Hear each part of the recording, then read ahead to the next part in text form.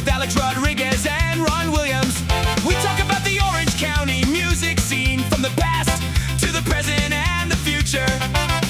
We welcome to the show Danny Walker, guitarist and songwriter for Sky-infused pop-punk band WANK and his cover band Sleeping Dogs. Thank you and you for joining us. Now please welcome to the show handsome devil Danny Walker. I'm from, Orange County. I lived in Orange County since I was, I don't know, since 4 years old, Hmm. and Fountain Valley, and then eventually Costa Mesa after high school, and then Tustin for a little bit, and then I've been in Orange for the last 30 years. Yeah, I moved here to Orange when I was 5, and I think Alex actually ended up going to Orange High, so he's from Orange as well. I went to West Orange, all those. I mean, Nice. we're locals, man. That's why we created the Orange County Music Podcast. We've been talking Yeah. about our early guests were all from like the Inland Empire or, their former bands from like San Diego. And we're like, why are we talking about all these other bands? Let's get on some Orange County bands. And but honestly, I'll tell you a little more history about the podcast. Alex and I have known each other since high school. He was in a band called Bread Circus. Where's Bread Circus? I think I got an album back there somewhere. And then I was in a band called Early Man in 94, 95. We kind of combined our powers together to create a compilation CD. And so I ended up producing a compilation CD called The Orange County Rock with a Twist of Lemon. And that's where I first met Glenn Meredith, a friend of yours. I guess you're friends. We're all friends, right? Yeah. And Glenn Meredith was in a band called All the Madmen, which when I first saw him playing at the Doll Hut, I thought, oh, these guys are fucking amazing. Like they're a great band. Put out a lot of noise, a lot of sound. And then I approached him and said, hey, would you like to be on a compilation CD? And so Alex's band, Bread Circus, what I was hoping would be my band, Glenn's band, and several other bands that we had met along the way, like Misfit Toys and some of these other bands, all put on songs onto this Orange County Rock CD. And that's where I approached, who was it at the Dr. Dream Records? Somebody over there, I forget his name, Dave, or I probably got it in the liner notes. But I went and met somebody that you had mentioned on one of your podcasts about being involved in Dr. Dream Records early on, or at least you had gone Yeah. there.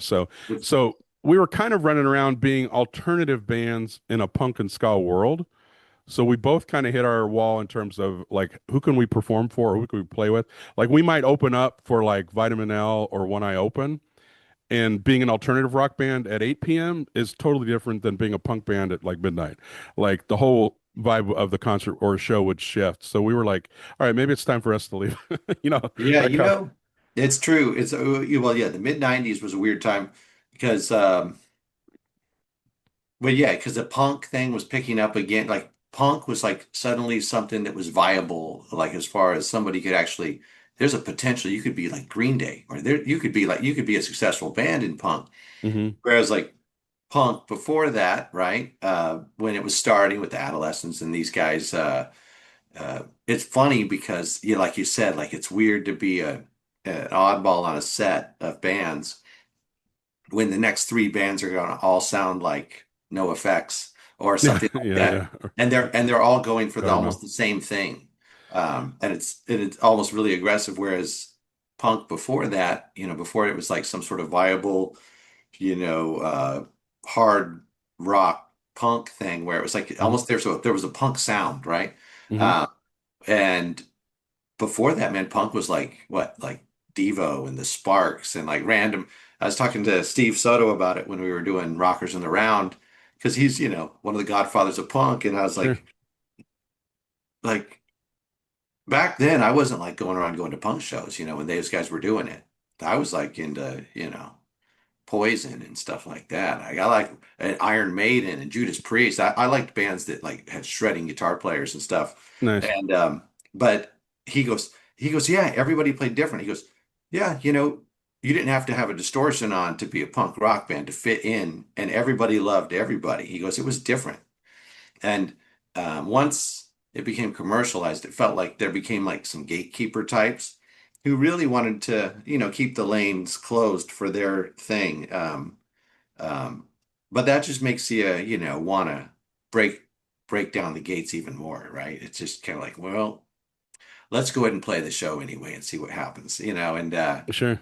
Wank was I felt like we were definitely different than the other punk bands. Like, I mean, some people complain. Like one of our friends who was like a manager for Homegrown at one point, he had said, "Yeah, I don't know if I really like you guys because you just doesn't seem like you've made up your mind like what you want to be." And I was like, "Oh, well, that's I didn't like that. I don't like you guys part, but we don't know what we want to be. We're just who we are. Like it sounds like you're not happy because you can't put us in a box, but Well, you know, let's talk about that for a second because Wank was like your not maybe not your first real band. Was it let's talk about how, okay, so first of all, let's introduce you and we'll introduce ourselves. Welcome to the Orange County Music Podcast. My name is Ron Williams. I am your host. This is my co-host, Alex, over there. He is coming to us live from Cyprus. And we're welcoming Danny Walker to the show. Danny is from the Orange County music scene. He has been pretty much his whole entire life, as long as I have been here too. And we were doing a conversation here a little bit ago about his band Wank. And that was the story that I had just heard recently when I was doing some research on you about your song Forgiven was really one of those songs that not only took off but gave you the entry into the music industry, what really made you popular. So I had heard your story about Mike Ness from Social Distortion. He kind of discovered you and said, "Hey, I want to produce you." And you're like, okay. So you let that happen. And was he involved in the production of that song Forgiven?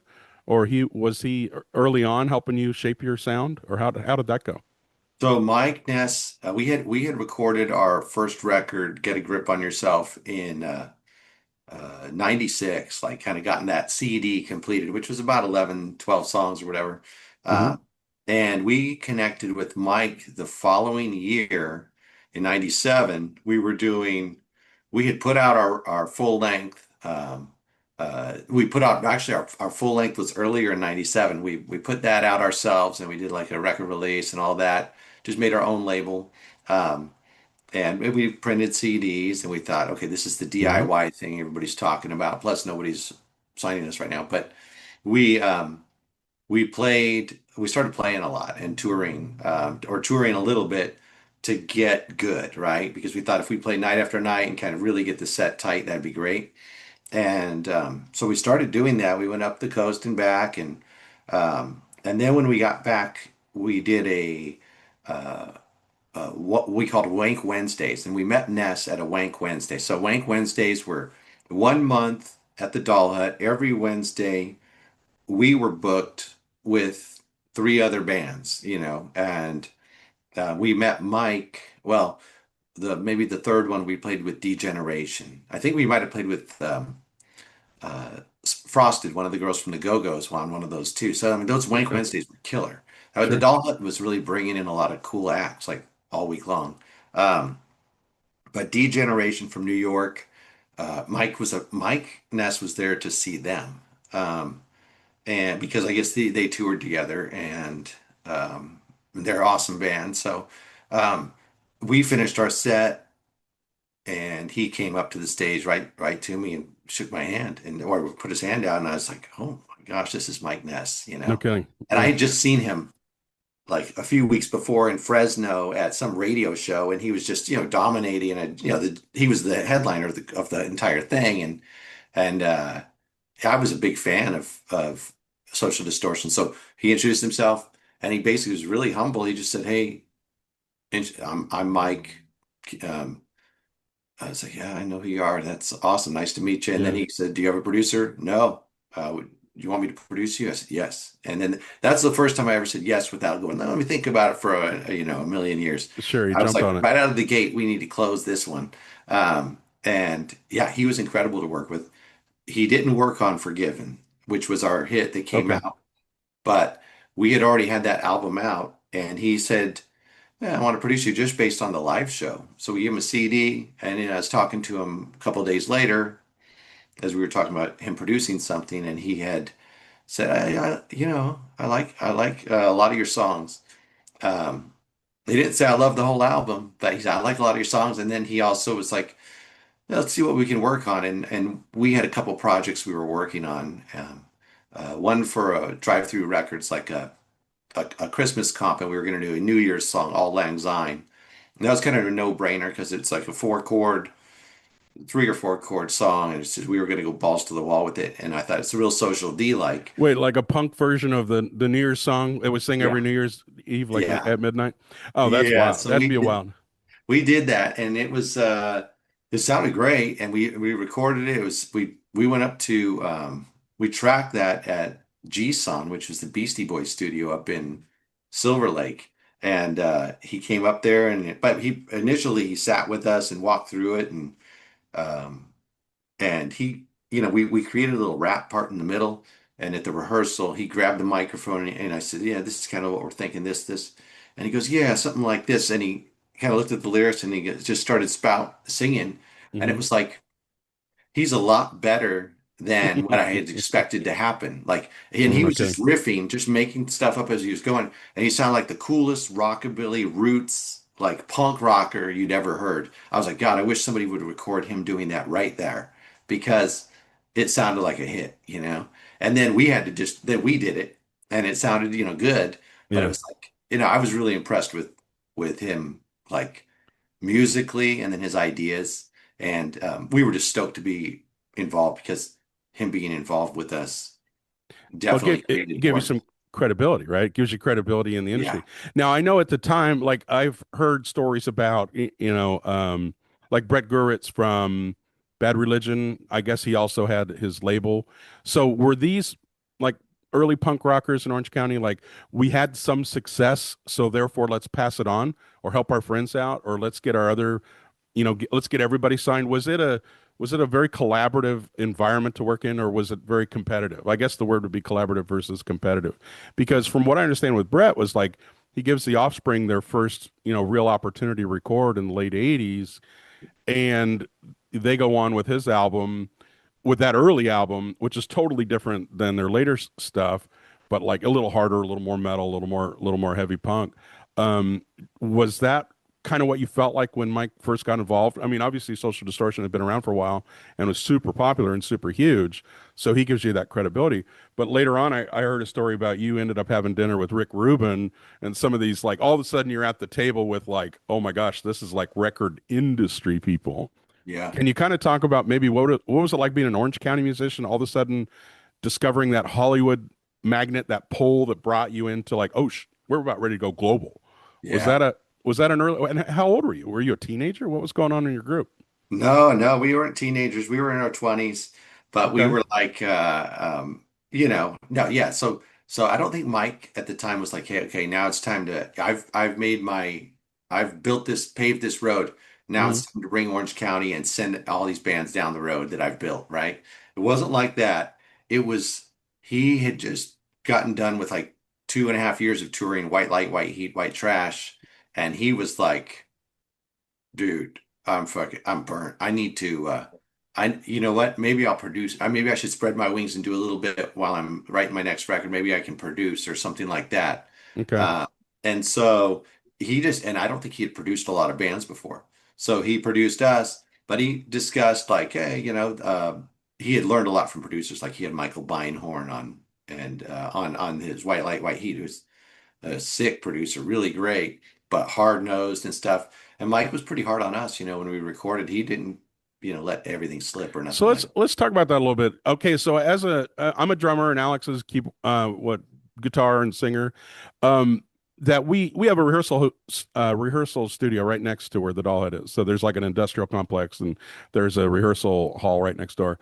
And Alex and I have gone up there and jammed before. And I remember back when I lived in Covina and West Covina that we got a rental hall and it would be like 8 heavy rockin' metal bands in all the quote soundproof rooms next to you and next to you and next. You'd walk in there and you'd have to have earplugs just to go into your own place. But I would go in there with our little alternative rock band and we would practice for a few hours and we lived in that place. It was kind of like a storage unit for bands. And we'd go in there and we'd practice and play and practice and play. And we got so tight with our 23 to 25 songs that we had.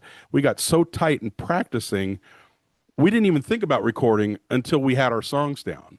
So were you in the studio shaping and writing and creating music, or were you in the studio just kind of saying, well, this is a song we played live and it gets a really good reaction, so let's try to get that on vinyl, or let's try to get that on tape. And being an early recording engineer at school, I was like, I know how difficult it is to record because Alex's band Bread Circles was the very first band I ever recorded. And I said, well, let's record a song. And they gave me like some 7 minute long opus with mandolin and drums and all these extra. And it was difficult enough getting it on the 2-inch tape.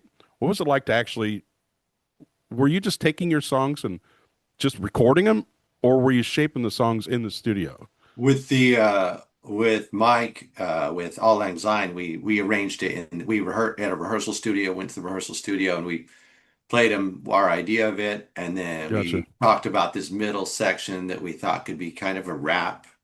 Yeah, we never did a rap in a song, but we thought this is a chance to like talk about how crazy the year's been, right? Sure.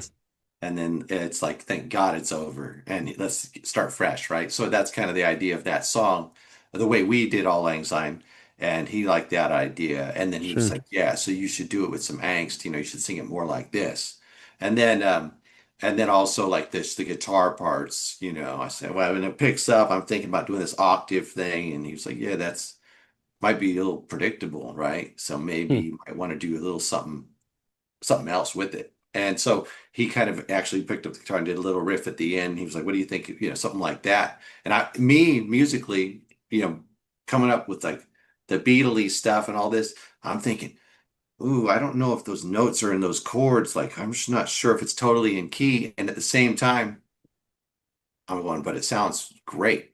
And then so I'm learning from him, like, oh, a riff doesn't have to sit with the chords to be like super cool, right? In fact, it's Okay. even cooler that it doesn't, and it returns to the chords and it goes outside for a second. It doesn't sound dissonant and like really jazzy, but I was like, that's definitely like something the Clash or somebody else would do.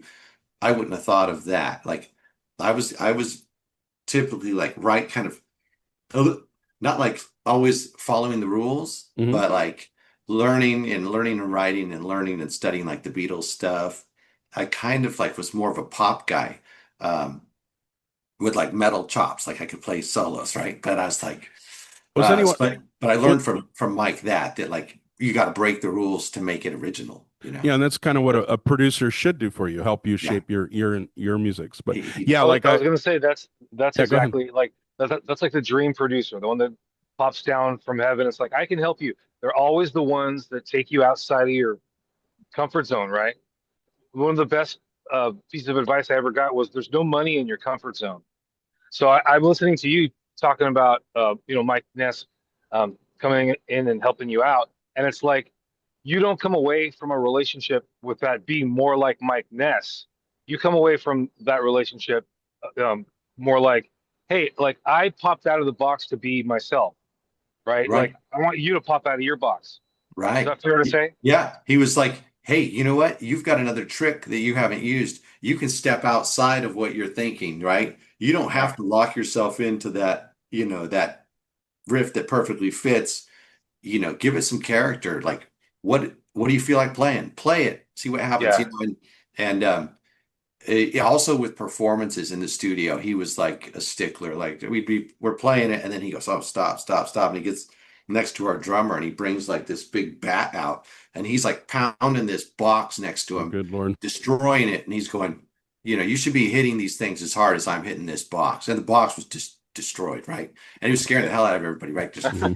and dude. he I heard. really was like, he's like, give it to me. Like, I'm producing this. This shit better sound explosive. He goes, or like, I'm not here to like watch you like play the song. Yeah, I'm here to yeah. like get it from you. You want a whip cracker, just He like did. that.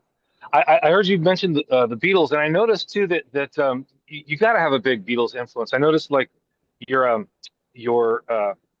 Beatles logo on your Instagram, right? So you talked about how like you're more of the school of pop or whatever, and I know what you mean about does that note belong in that chord and whatnot. In the Beatles, it's like they took pop music and it's all there. They did everything you could possibly do, like with that toy box. But then you get into punk, and it's like you fray the edges a little more. You maybe get dissonant, right? And I feel like that's the Mike Ness influence. Like right, right. That the Beatles is a good start, but it's like, who's Danny? You know what I'm saying? Yeah. Yeah.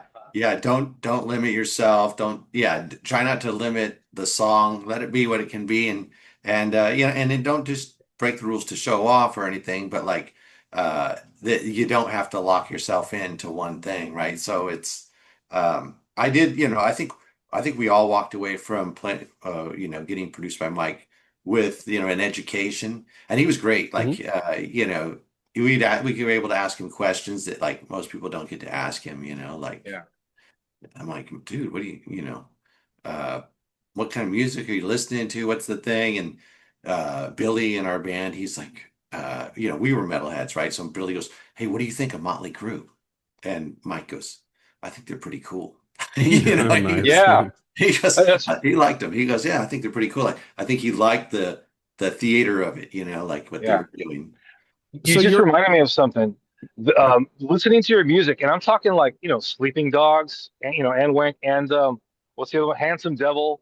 I'm scrolling through these clips, and this is what really struck me.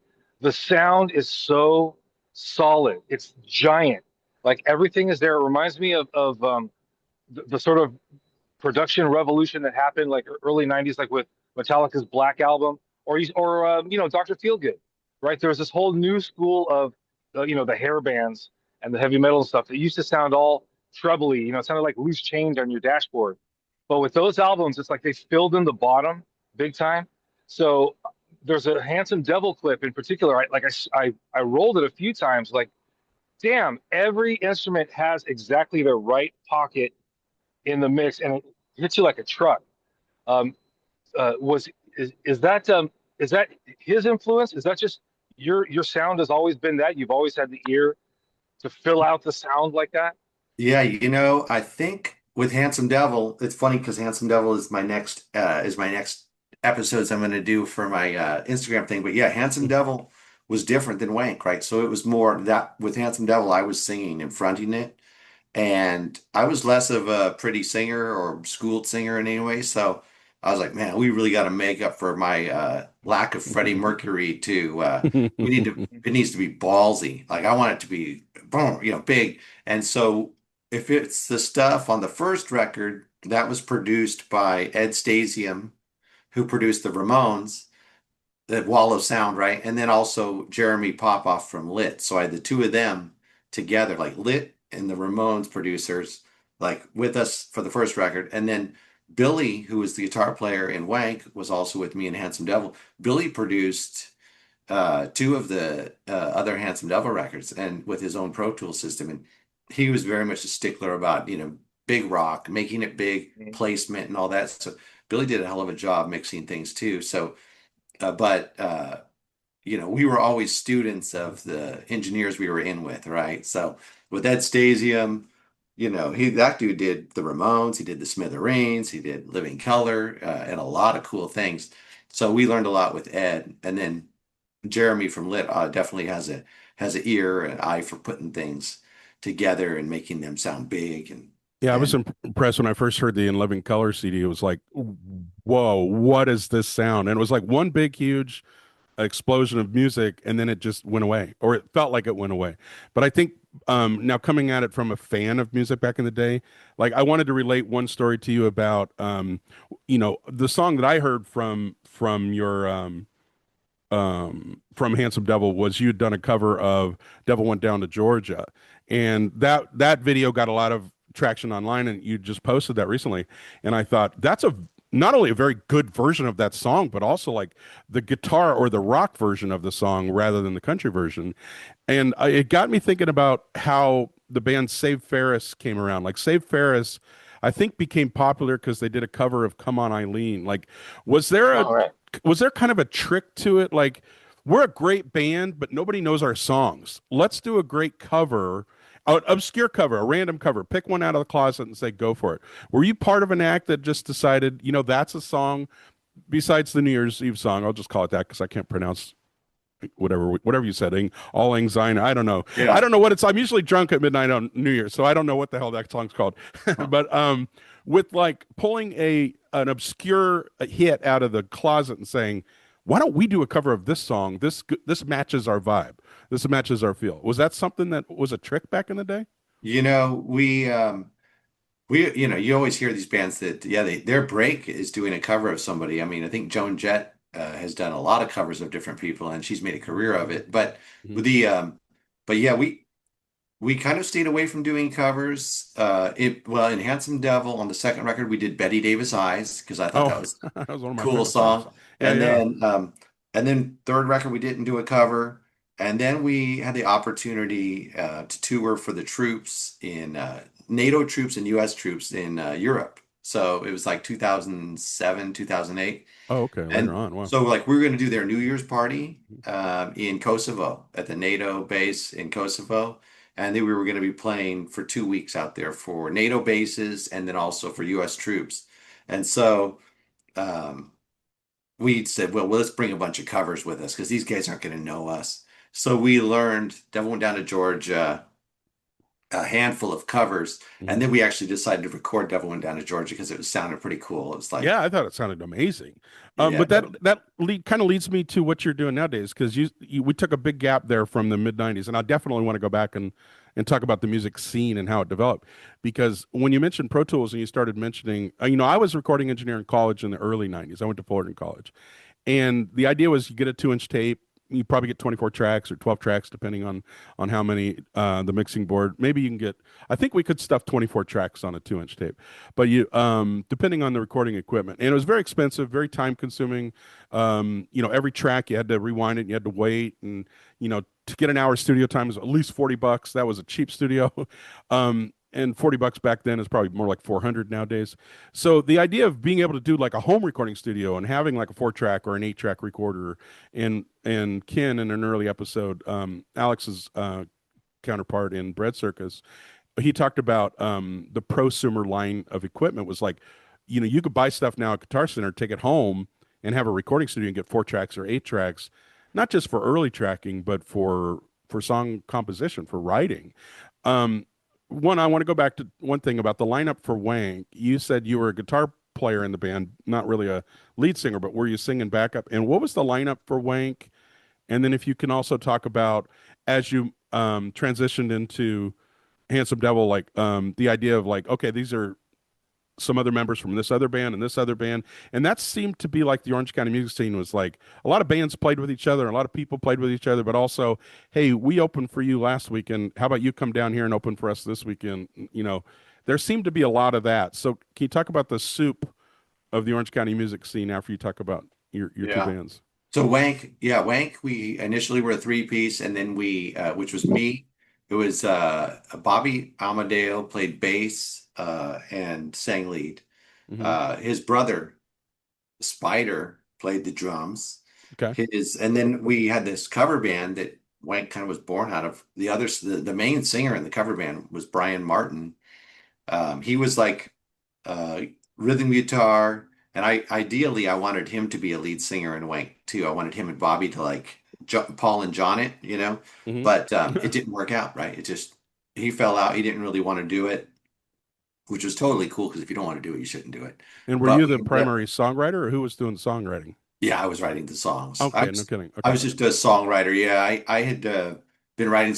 I had written like 500 songs probably before Wank even started. Like Oh, no kidding. in my prior life, right? Hmm.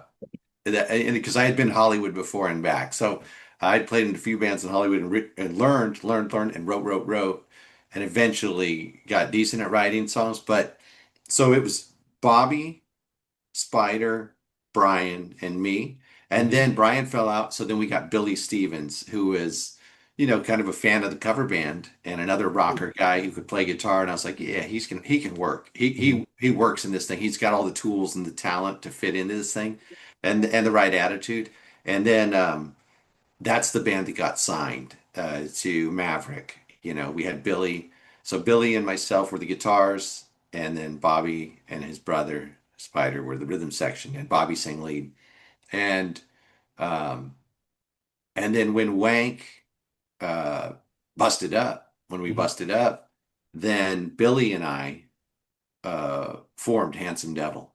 Okay. So because everybody walked away with a check in Wank, right? We got dropped from the label. We had a little bit of money, and everybody kind of did their own thing. And then Billy and I continued to jam a little bit. We should probably still do something. And then Handsome Devil, that opportunity kind of became something. And then we went out and we went and grabbed Keith Morgan from, he was in a band called the Orangemen. Uh, Okay. and prior to that, I think he was in a Hollywood band a long time ago called Big Bang Babies. But he could hit. He could hit like he was like a hard rock drummer. Like he kind of I liked that he hit really hard. And he's a great guy. So we got Keith Hmm. Morgan on the drums, and then we held a lot of auditions to find a bass player for Handsome Devil to round it out. And so we found Darren Roberts, who was another dude from Orange County, but he was more from like the hardcore scene. Hmm. Uh, but we were looking for a guy who uh, could play the parts um, with some attitude. You know, we really wanted this to be like kind of a spectacle on stage. We wanted to be more of not just playing songs and sounding good, but we wanted it to be, um, I don't know, multi-sensory. So we wanted a guy who looked really, you know, who was a little crazy and ready to rock. And I was like, let's just go off. You know, everybody who we auditioned with, like, let's just really go off on this song and let me see what see what you're Hmm. gonna do on stage. And he fit the bill. You know, he was composed, calm and cool, but at the same time, he could really bring it. And Well, this sounds so like it was the early 2000s, so right? So kind of yeah, after the punk and ska scene was kind of fading out, like all of a sudden now you're onto this. Was it mostly covers or originals? Handsome that was Devil. all originals. Oh, Yeah, yeah. okay. So RCA, we got signed to RCA, and Oh, good for we you. well we I got connected with the Lit guys with Jeremy and AJ, and so I Hmm. helped them write a couple songs, and then Jeremy helped us get exposed to RCA Records, their label, and So, so so what was yeah. the touring like besides going overseas to the, war zones? Where were you mainly finding your audience? Where were you, or how were you touring? Was it just you rented a bus and drove across country, or were you traveling? What were your shows like? With WANK, it was always and Handsome Devil, it was always a van, Hmm. a 15 passenger van and a trailer. And we would get rooms, day rooms, whatever we need to do to get to the next venue. So it wasn't as glamorous as like, you know, you see these bands come to town and they've got a tour bus outside the whiskey or Oh my something. gosh, yeah, yeah. I never had a tour bus. You know, I mean, I've been in tour buses and kind of traveled with some of the bands before when we were touring with them, and like, you know, you exchange like, hey, I'll cruise with you guys to the next city or whatever. But Wank and Handsome Devil were strictly like van and trailer. Now, when we went to overseas, we had a bus that was like set up for us through the military to Oh, very entertain cool. me. Okay. Yeah. So early 2000s, this takes you to the mid 2000s kind of, because I did see a list of other, or I put a list together of all these other bands you played in. Idol Scenes, I guess that is a Billy Idol cover band, or what was that? No, No, it sounds like it. that was me and the brothers, and it's Idle Scenes, IDLE Scenes, and I think it might have been a lyric from like a Oh, Bowie song or something. But okay. I put it down like Idol. Yeah, from Young Idol. Americans. yeah, so we were an original band, yeah. And that was me, Bobby, and his brother. So it was three-quarters of Wank was in Idle Scenes. Gotcha. Okay. Yeah. Well, so it's neat that you've obviously, I discovered you. Obviously I have a friend Chris who's in your current cover band, or one of your two current cover bands. I think, how many bands are you playing in now? You've got Sleeping Dogs as like your primary band. Sleeping Dogs is basically the cover band, right? Okay. And Sleeping Dogs we created with the same guys from Wank, Hmm. but we're just doing covers. Okay. And yeah, so Sleeping Dogs is the our moniker for a cover band, but literally you come see Sleeping Dogs, you're seeing Wank rip covers for like 3 hours. Yeah, and let's talk about your shows coming up. It looks like, when I promoted a Villa Park concert, like, I don't know, a few weeks ago or a few months ago, you were playing in Villa Park, and then you're down in Lake Forest, then you're in Villa Park, then you're in Lake Forest. Like, it seems like every other week you're going back and forth. Are these two venues like you had just said, hey, we'll do a series of 8 shows or 10 shows, and they're just like they'll have you on a regular basis, just come back every week and play for us, or every other week?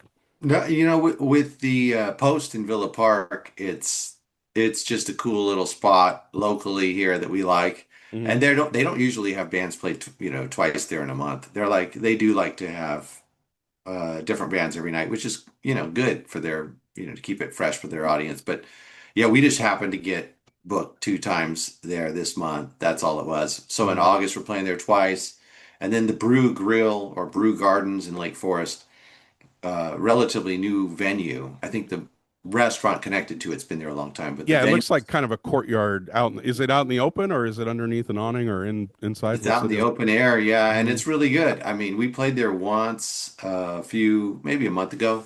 Yeah, It was I think it was May killer. or Yeah, it was our June. first time there playing there. It's a big stage, Hmm. and we got along really good with the owner, and they wanted to book us a lot more. So we're definitely gonna continue to play there as long as they'll Yeah. have us. I liked that just because it was a bigger venue, so we could actually probably bring more people there. Whereas the Post is very intimate and small, and there's nothing wrong with that because it's packed. Yeah. But I like the What do you idea like of better? being. Because the Doll Hut was that way too, a real small stage and really intimate with your audience. You can get real Oh close to yeah, them. man.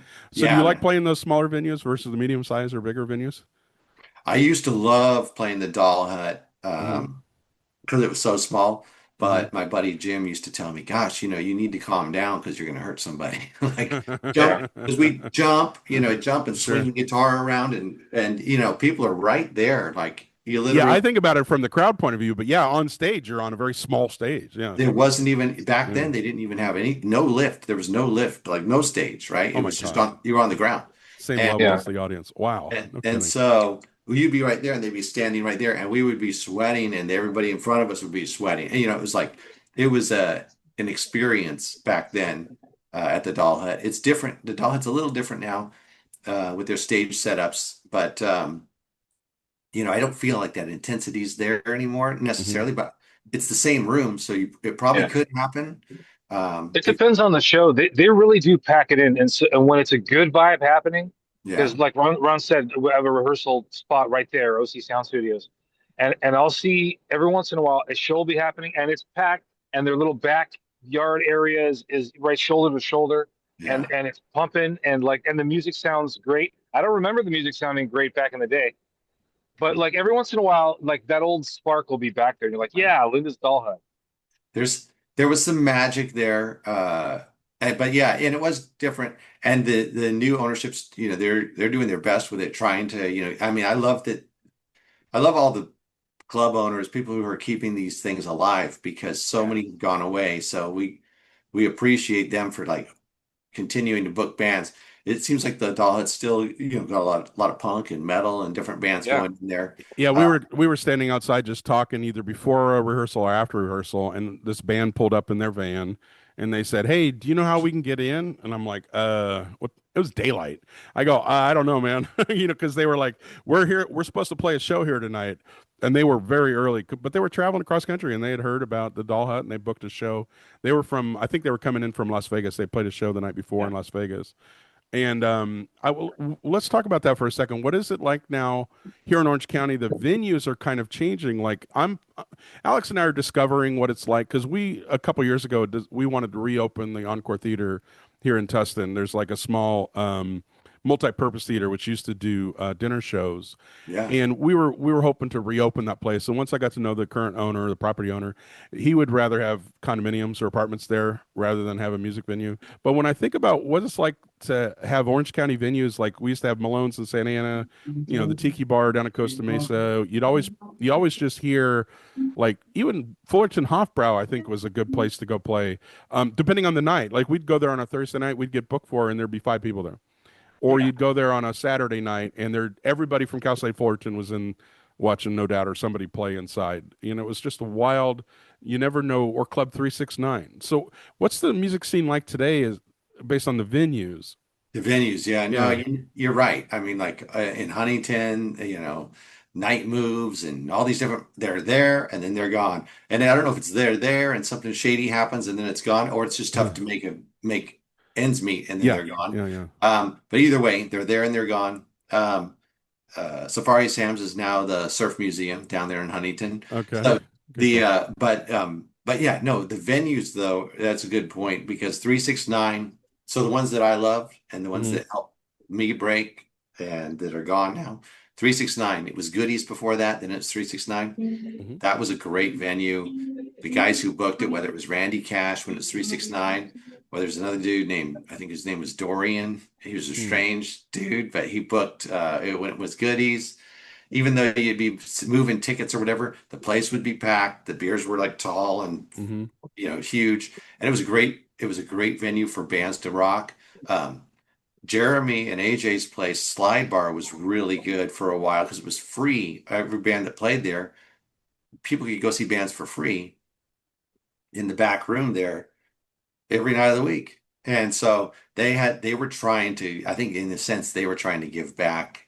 And then they, I think, got out of that business. But that was also a great venue. But the ones that were really good to me were the Doll Hut and 369. Like Sure. those are the ones Yeah, we in did the our. 90s. Yeah, when we were making magic happen in that one period that made Wank go into a major label and introduced us to the music business.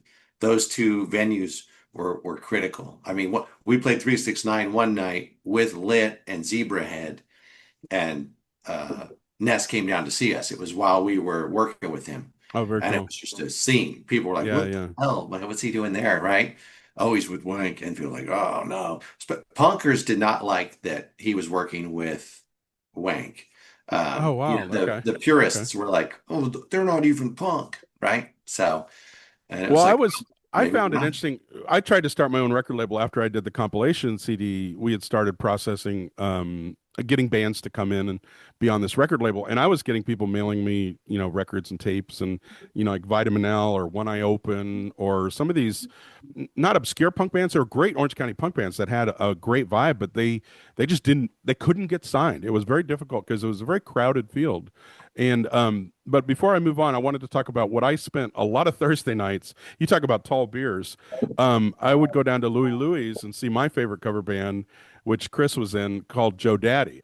And Alex hates it when I bring up Joe Daddy because I loved Joe Daddy. I loved them. I would record them. I'd take my camera down there and film them. I've got hours and hours and hours of tapes of Chris and Joe and my friend Marcelo Miranda on bass and Doug Osterkamp. Did you ever play with Doug Osterkamp? He's just a killer guitar player. And but he could play anybody. He could play anybody from Clapton to David Bowie to. I mean, he was also what do you call that when you're a chameleon and you'd play a style? Like he could play a style of you'd go from oh, what's that really good slide guitarist to Stevie Ray Vaughan. He played Stevie Ray Vaughan as if he's Stevie Ray Vaughan, and then he next thing you know he's doing an Eric Clapton song. And I really enjoyed the fact that they were note perfect or tone perfect for the songs playing them. So does Sleeping Dogs, and I know Chris is in your band as well, do you guys tend to pick songs from a catalog of like, hey, these are our favorites, or do you want to shape it to the audience? Like, are you, in other words, are you playing a lot of Margaritaville? Are you playing a lot of songs that everybody loves, or are you playing songs that you love and hopefully they Yeah. fall for it? Yeah, exactly. Are we curating the set for the crowd? Yeah. Um, or for us. Yeah, no, I don't think we're picking our favorite songs. Like if we picked my favorite songs, we'd probably be playing like some Flesh for Lulu and some random Okay. 80s pop that nobody's really gotten Well, into. yeah, that's the Um, problem with it. Yeah. but we try not to play songs we hate. So if Okay. like, oh, if somebody really has an allergy to it, like sometimes I'll go, I literally the other day I said, I don't know, guys, maybe we should just for the heck of it have like a version of Brown Eyed Girl. And Chris was like, no, Yeah. no. And then I was like, yeah, I mean, you never heard it the way I'm envisioning it, Yeah, yeah, Yeah. yeah, that version. Well, But that's I thought okay. I thought Alex wrote the song "Creep." Whenever I heard Bread Circus play "Creep," I'm like, man, that song is going to be a hit. I think you guys are awesome. And he never Hey, it once told was. me it was an awesome song. Apparently, I had no idea who wrote that song. I thought Alex wrote it. And every time they played it, I'm like, yeah, this is their hit. They're That gonna. sounds a banger. Yeah, It is a banger. that's so yeah, so we just curate the songs. Like we try to create a set list of songs that we like. And we don't necessarily like I have a Marshall combo and I have like a couple pedals, like a Hmm. distortion and a boost and a delay. Like back in the day, I may have had a chorus and a flanger and other stuff. I don't have a fancy setup, Chris has more of the modern stuff, which is like a digital, it's basically like a computer and you can select tones to try to make it like the song. Hmm. I I don't I don't bend my like I got a Marshall, I got a Les Paul, man. I'm not going to change that sound to make it sound like somebody else. I believe me, it'll be, you're going to like it. Like you're going to like what you hear. Um allows me to be me, right? So Sure. with those songs and yeah, and I'll just I'm not trying to not match the song. I'm just playing it the way I would play it. And I think that's what Sleeping Dogs kind of does with the cover thing. I've noticed a lot of the cover bands um, are, kind of have a shtick. Like you've got this band like Flash Pants, the guys all have like wrestler outfits on or something. And then you've got like these bands like, What a name. yeah, some of the guys, they all have, you know, sailor caps or something. And other bands, they all have matching red leather jackets like we don't have a uniform really, but Hmm. what we do have is like some musicians with some character in their own way. Like we got our keyboard players from Ziggy Marley. He's just coming back from tour. He's going to be with us for 3 dates. So Yeah. George is an immense talent. Like you're going to see the dude who just got off the road with Ziggy and is about to go back out with him, and he's going to be ripping on the keys. And then I'm going to melt people's faces with guitar solos. Like the bars are going to be like, "Oh, can you turn it down?" I'm like, "No." And so, So while I'm eating my chicken croissant sandwich, you're going to yeah, be 10 feet from me, blowing my chicken shred. salad right into my face. All right. Yeah. No, we do bring our own character to it, but it's like more but yeah, we're not trying to mimic the songs 100% because that would just be, then it would almost be like you may as well just get a DJ. Thank you for watching the OC Music Podcast with Alex Rodriguez and Ron Williams. And thanks to Danny Walker for the great interview. Stay tuned for part 2. This episode is dedicated to Jed the Fish. His one-of-a-kind personality and radio show did so much for so many, and especially the band WANK. Get out there and see Sleeping Dogs as Danny and the boys are still rocking OC. Thank you and you for joining us today. Please like and subscribe to our channel. Also share this video to help us spread the word. If you made it this far, what's wrong with you? But we do appreciate you more than you'll know. And to reward you, here's a bonus music video we made for our guest, Danny Walker.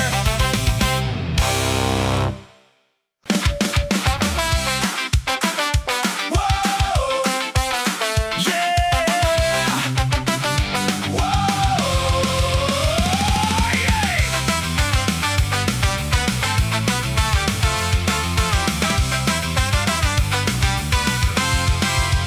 Welcome to the podcast, Alex and Ron in the frame.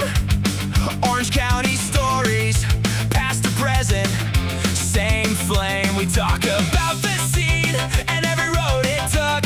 Danny Walker on the line, got a lifetime in his books. Hey, hey. From the first loud rooms to the songs that stuck, every hard-earned mile, every broken luck. He lived it, he proved it, made it out alive. Now we're tuning in to the hole inside. Danny